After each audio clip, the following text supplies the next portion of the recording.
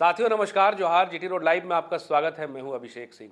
साथियों, छात्र जीवन के दौरान हमें यह सिखाया जाता है कि अनुशासित होना चाहिए, एक रूटीन में पढ़ाई होना चाहिए और साथ ही साथ एक लक्ष्य होना चाहिए। लक्ष्य की ओर आगे बढ़ना चाहिए, अग्रसर होना चाहिए और उसी के हिसाब से तैयारियां की जानी चाहिए। आप देखिएगा कि 100 में लगभग 90 छात्रों का ध्येय यही होता है, लक्ष्य यही होता है कि उनकी तैयारी बहुत अच्छे स्तर पे हो, ताकि आगे चल करके वो एक सरकारी नौकरी, एक अच्छी ओहदे वाली नौकरी पा सके। इसके लिए वो निरंतर प्रयत्नशील रहते हैं और जैसे जैसे वक्त बीतता है, परीक्षाओं का दौर नज़दीक आता है, उनकी तैयारियां, उनका त्याग, उनका समर्पण जो है बढ़ता जाता है। सिर्फ और सिर्फ यही ध्येय न सिर्फ छात्रों का होता है, बल्कि उनके साथ साथ उनके माता पिता, उनके अभिभावकों का भी होता है। वो अभिभावक जो शुरू से ही चाहते हैं कि उनका छात्र जो है एक सरकारी नौकरी करे, उसके लिए कितना त्याग और बलिदान देते हैं। कभी तिनका तिनका जोड़ करके वो बच्चों को पढ़ाते हैं और वही छात्र शहर में एक गरीबी में या एक अभाव में और एक त्याग की भावनाओं के साथ तैयारी करते हैं ताकि एक न एक दिन अपने आप को सरकारी नौकरी करते हुए देख सके। लेकिन सोचिए कि अगर वही छात्र और उसका भविष्य या फिर उसके माँ बाप या अभिभावक के सपने राजनीति का शिकार हो जाए, भ्रष्टाचार की बलि चढ़ जाए और उनके सपने जो हैं इन चीज़ों के द्वारा कुचल दिए जाएं, भ्रष्टाचार के द्वारा या परीक्षाओं का समय पर नहीं होने के कारण। आप देखिए कितने छात्र ऐसे हैं जो एक या दो ही मौके पे अपनी प्रतिभा को दर्शा पाते हैं और बाकी तैयारी करते रह जाते हैं, लेकिन नियमित परीक्षा कैलेंडर नहीं होने के कारण उन्हें पर्याप्त मौका नहीं मिलता और उनका जो जीवन है वो या उनका जो कीमती वक्त है वो इंतज़ार में ही कट जाता है।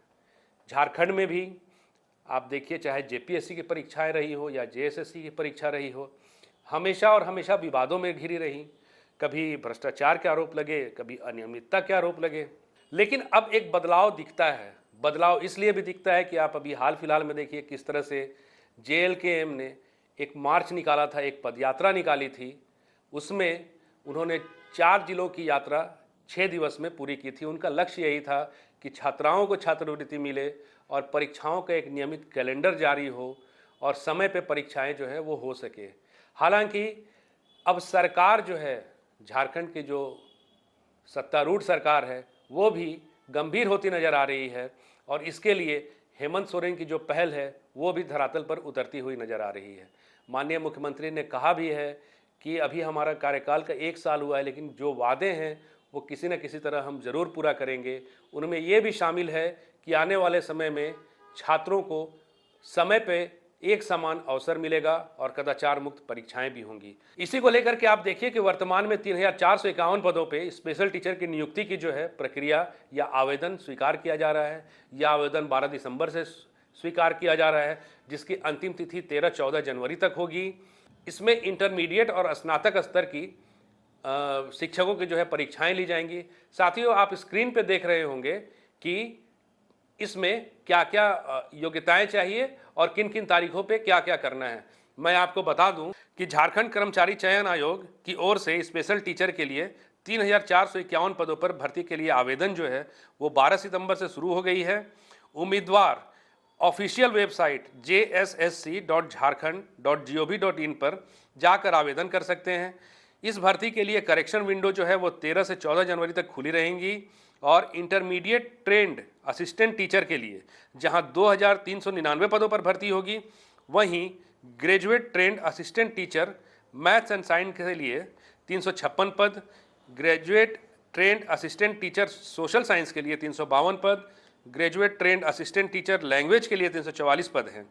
इंटरमीडिएट ट्रेंड असिस्टेंट टीचर की सैलरी जो है वो 25,500 से 81,000 रुपये प्रति माह के प्राइस बैंड पे होंगी और साथ ही साथ ग्रेजुएट ट्रेड असिस्टेंट टीचर की सैलरी 29,200 से 92,300 रुपये प्रति माह की सैलरी बैंड पर होंगी।